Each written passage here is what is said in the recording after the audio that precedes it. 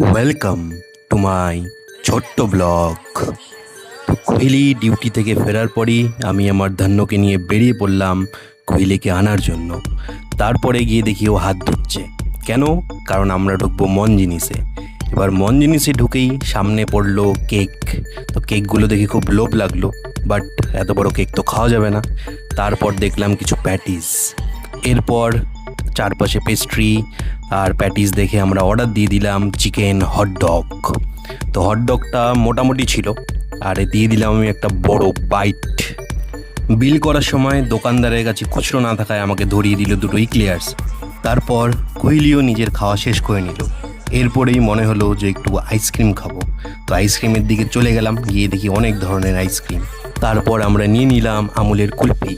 ওই যে একটা বাস যাচ্ছে, ওই যে ওইদিকে আবার বিরিয়ানির প্লেট রেডি হচ্ছে, আর এদিকে আমি খাচ্ছি আইসক্রিম। তা আইসক্রিমটা ভালোই ছিল। তারপর খাওয়া দাওয়া শেষ করে আবার আমরা বাড়ির দিকে রওনা দিয়ে দিলাম। তো চলো, দেখা হবে নেক্সট ছোট্ট ব্লগে।